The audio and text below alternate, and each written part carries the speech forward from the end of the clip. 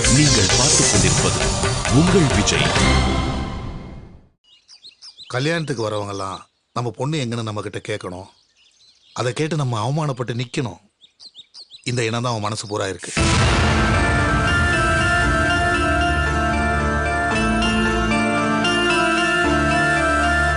இல்லப்பா, எனக்கு நம்பிக்கை இருக்கு. கடைசி நேரத்திலயாவது அமலா அண்ணி கண்டிப்பா கல்யாணத்துக்கு வருவாங்க. இல்ல ஷாலினி, அவ குணம் எனக்கு நல்லா தெரியும். அவ என் பொண்ணாச்சே, கண்டிப்பா வரமாட்டா. இந்த கல்யாணத்துக்கு மட்டும் இல்ல, இந்த வீட்டுல யாரும் செத்தா கூட வரமாட்டா. அப்பா, நல்ல காரியம் நடக்கும்போது ஏன் இப்படி அபசகனமா பேசுறீங்க? நான் எங்கம்மா பேசுறேன்? அவதான் என்ன பேச வைக்கிறா. மனசை கல்லாக்கிக்கிட்டு வெறி பிடிச்சு அலையறா. எல்லாத்துக்கும் காரணம் நான் தான். அவ மனசுல விஷத்தை விதைச்சதே நான் தான். நான் தான் பரிகாரம் பண்ணணும். அமலா இந்த கல்யாணத்துக்கு வருவான்னு எதிர்பார்க்கறதுல எந்த பிரயோஜனமும் இல்லை. அமலாவால எதிர்காலத்துல என்னென்ன அவமானங்கள் வரப்போகுதோ அதெல்லாம் இப்பையில இருந்து தாங்கிக்கிறதுக்கு நாம தயாரா இருக்கணும். நீ எங்கடா கிளம்பிட்ட? நான் ஃப்ரெண்ட்ஸுக்கெல்லாம் இன்விடேஷன் கொடுக்கலான்னு கிளம்பினேன். இந்தா கார் எடுத்துட்டு போ. வரமா? ஜாக்கிரதைப்பா.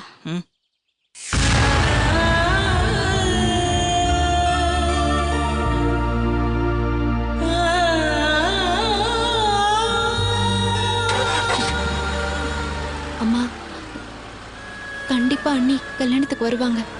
எனக்கு நம்பிக்கை இருக்கு.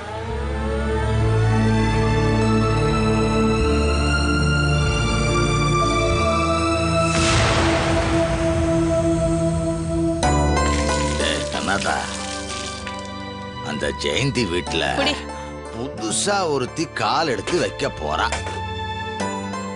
அவ என்ன மாதிரி ஜென்மன்னு ஒண்ணுமே தெரியல. பெங்களூர்ல வளர்ந்தவளாம். பாவம், ஒரு கிட்டினியோட நடக்கிற அம்மாவுக்கும் பொண்ணுக்கும் நடுவுல அந்த புது பொண்ணு ஆட்டம் போடாம இருந்தா போதும். யோ, இந்த காலத்து பொண்ணு கிட்ட இதெல்லாம் எதிர்பார்க்க முடியுமாயா? அதுவும் படிச்ச பொண்ணு, கை நிறைய சம்பாதிக்கிற பொண்ணு. ஆட்டம் கொஞ்சம் ஜாஸ்தியா தான் இருக்கும். ஆமா ஆமா, ஆட்டத்தை விட கம்மியா இருந்தா போதும். வாய்க்கு ருசியா சமைச்சு போட்டா இப்படிதான் பேசுவேன். அட்டை கொடுக்க நாட்டா கட்டிக்கா. யோ, நான் சொல்றதுல என்னையா தப்பு இருக்கு? வரப்போற பொண்ணுக்கு அந்த அருண் பையன் ஷாலினி பின்னாடி சுத்துனதும் அவங்களுக்கு கல்யாணம் வரைக்கும் பேசி முடிச்சது தெரிஞ்சா அவ சும்மா இருப்பாளா?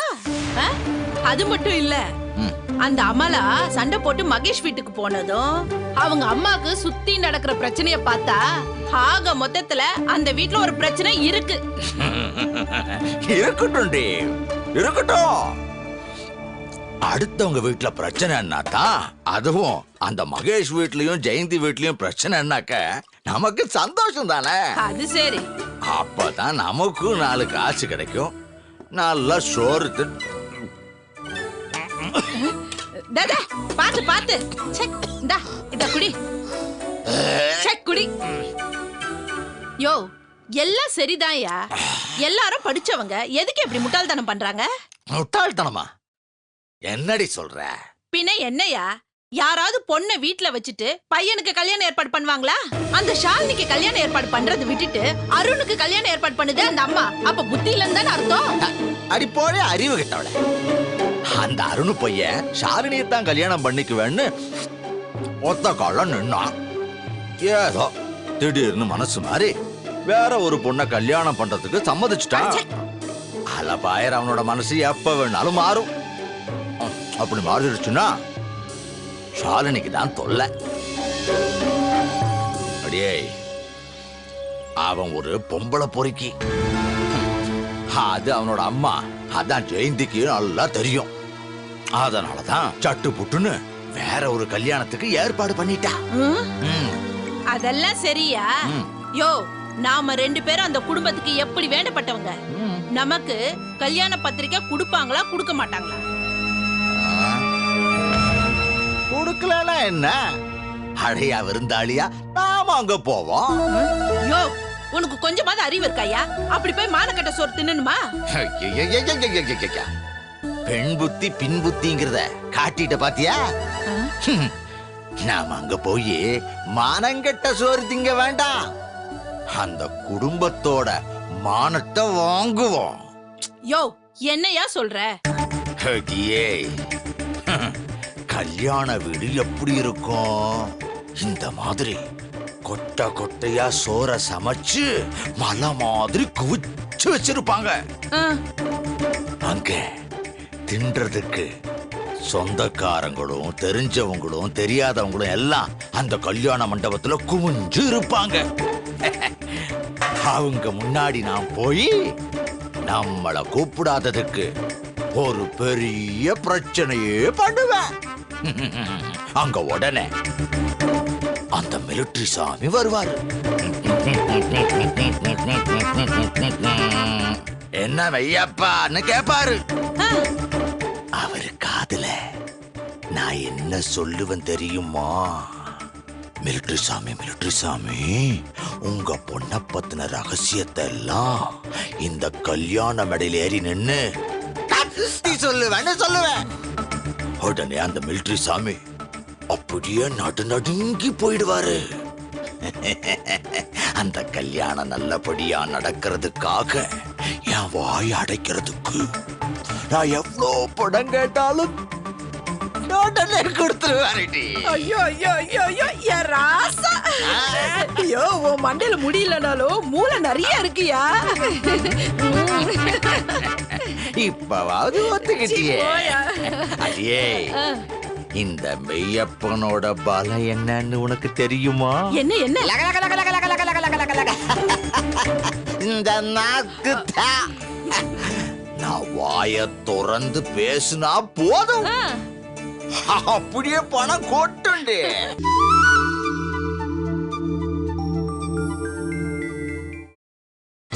நீங்கள் பார்த்துக் கொண்டிருப்பது உங்கள் விஜய். நான் வாய திறந்து பேசினா போதும், அப்படியே பணம் கொட்டுண்டு.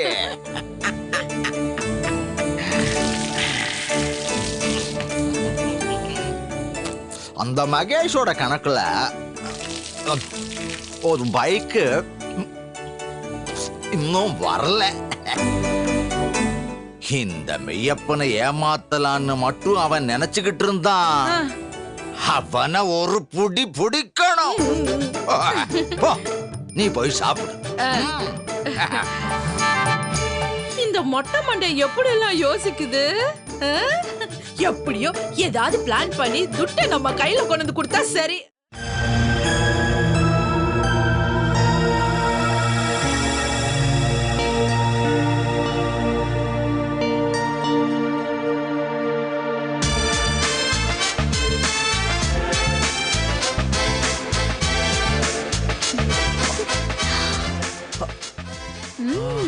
இது பாரா, அடேங்கப்பா, என்ன இது?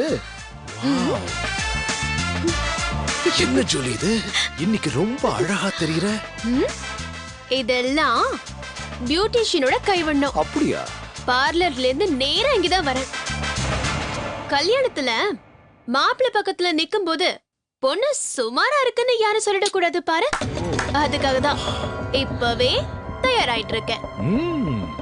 Good, very good. ஆமா, உன் மாப்பிள்ளை அருண், அவனுக்கு என்ன வயசு இருக்கும்? என்ன ஒரு 22, 23.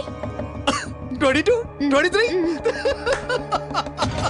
Oh God, oh God. அப்போ அந்த அருண் உன்னோட சின்ன பையனா? ஏய் கார்த்திக், வேண்டாம் வேண்டாம். ஸ்டாப் பண்ணிட்டேன்.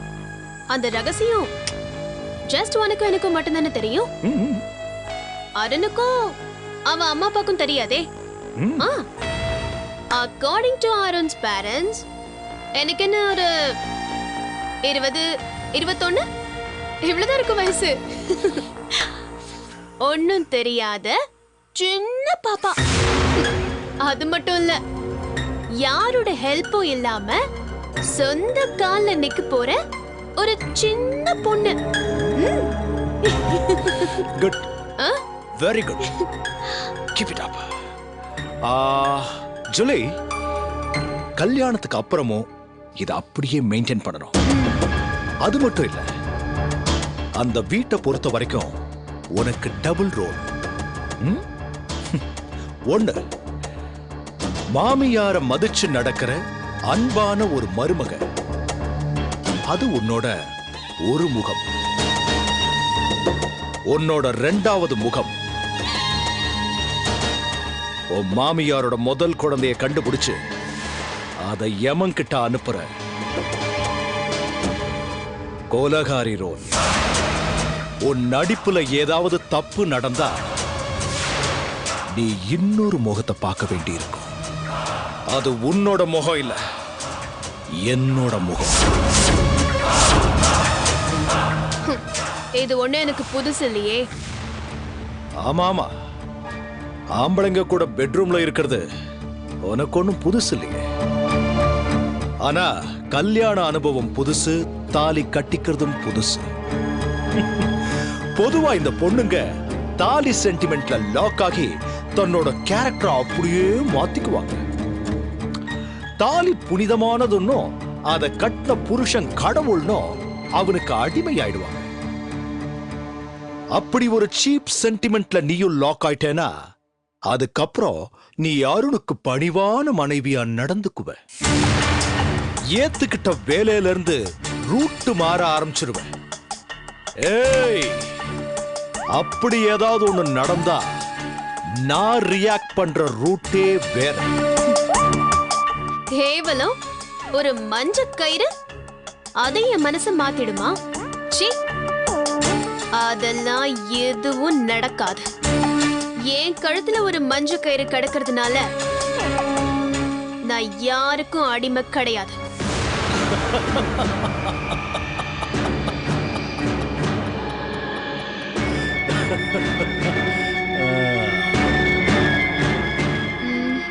ஆமா கார்த்திக், உனக்கே திடீர்னு என் மேல இப்படி ஒரு டவுட் வந்தது? பொதுவா இந்த பொண்ணுங்களை தாலி சென்டிமெண்ட்ல இருந்து பிரிக்க முடியாது இல்லையா? அதனாலதான் நான் ஒன்னும் இந்த மாதிரி சீப் சென்டிமெண்ட்ஸுக்கெல்லாம் அடங்குற ஆள் கிடையாது. என் டியூட்டி என்னன்னு எனக்கு நல்லாவே தெரியும். அது மட்டும்தான் என் மனசுல இருக்கு. அதை விட்டுட்டு அருணுக்கு நல்ல பொண்டாட்டியாவும் அந்த வீட்டுக்கு நல்ல மருமகளாவும் எல்லாரும் முன்னாடியும் நல்ல பேர் எடுக்கணும்லாம் எந்த ஆசையும் கிடையாது.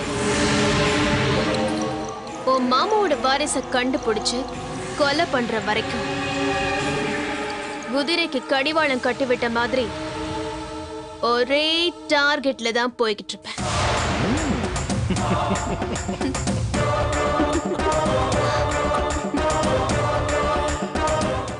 இந்தாங்க.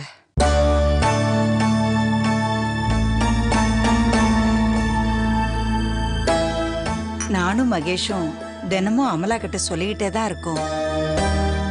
நீ முத நாளே கல்யாணத்துக்கு போகலைன்னா கூட பரவாயில்ல, உன் தம்பி தாலி கட்டுற நேரத்துலயாவது அக்கா நீ கூட இருக்கணுமான்னு. ஆனா அவன் மனசு மாறதா தெரியல. என்ன தூது வந்திருக்கீங்களா? அமலா, இது பாருமா, உங்க அம்மா மறுபிரிவு எடுத்த பிறகு அவளுக்கு வந்த முதல் பர்த்டே. அதனால்தான் நீங்க எல்லாரும் அவ பக்கத்துல இருக்கணும்னு ஆசைப்பட்டோம். நீ அன்னைக்கு வரல, பரவாயில்லம்மா. ஆனா இது கல்யாணம், நம்ம சொந்தக்காரங்க பூரா அங்க வந்து நிற்பாங்க. அந்த நேரத்துல நீ எங்க வரலன்னா எப்படிம்மா? எனக்கு அப்பா அம்மா தம்பின்னு யாருமே இல்ல.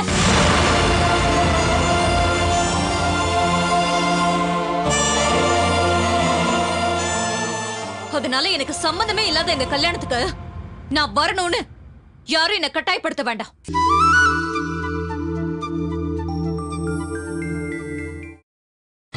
நீங்கள் பார்த்துக் கொண்டிருப்பது உங்கள் விஜய். எனக்கு அப்பா அம்மா தம்பின்னு யாருமே இல்ல.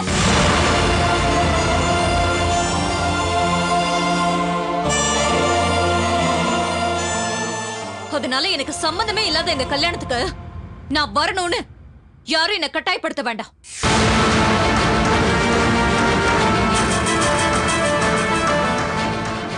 எனக்கு பிடிக்காதவங்க இருக்கிற இடத்துக்கு நான் மட்டும் இல்ல, என் நிழல் கூட வராது.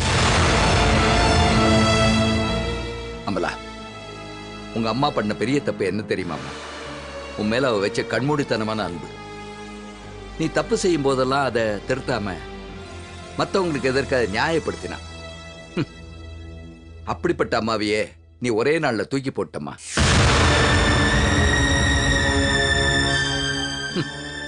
உன்னோட ஒவ்வொரு செயலாலையும் உங்க அம்மா எவ்வளவு வேதனைப்பட்டிருப்பாங்கன்னு உனக்கு புரியுமா? புரியாதும்மா. உனக்கு இப்ப புரியாது. உனக்கு ஒரு குழந்தை பிறந்து அந்த குழந்தை உன்னை இந்த மாதிரி வேதனைப்படுத்தும் போதுதான் உனக்கு இதெல்லாம் புரிய வரும். அன்னைக்கு அந்த நேரத்துல உங்க அம்மா காலில் விழுந்து மன்னிப்பு கேட்கணும்னு உனக்கு தோணும்மா. ஆனா அதை பார்க்க நானோ உங்க அம்மாவோ உயிரோடு இருப்போமோ இல்லையோ தெரியாது.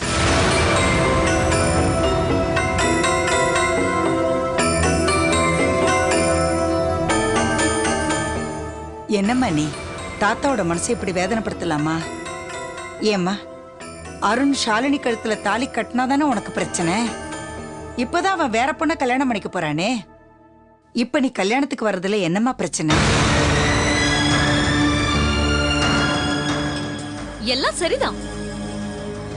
ஆனா அங்க அந்த ஷாலினி இருப்பாளே. ஏம்மா, நீ வரதா சொன்னா ஷாலினி அவ்வளவே ஒதுங்கி போயிடுவாமா? அமலா, நீ கண்டிப்பா இந்த கல்யாணத்துக்கு வரணும்மா.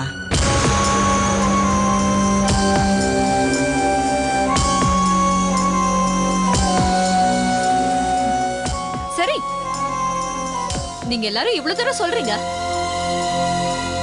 எனக்கு எல்லார் மேலயும் கோவம் இருந்தாலும் தாத்தாவுக்காக நான் கல்யாணத்துக்கு வர சம்மதிக்கிறேன். அமலா, நீ சொல்றதை கேட்க எவ்வளவு சந்தோஷமா இருக்கு தெரியுமாமா? உன்னோட இந்த முடிவு மனவேதனையில் இருக்கிற உங்க அம்மாவுக்கு மருந்தா இருக்குமா? ரொம்ப சந்தோஷம்மா, ரொம்ப சந்தோஷம். சாந்தம்மா, அப்ப நான் கிளம்புறேன். நீங்க தைரியமா போயிட்டு வாங்க. அமலாவை கல்யாணத்துக்கு கூட்டிட்டு வர வேண்டியது என்னோட கடமை. வரேன் அமலா, வரேம்மா.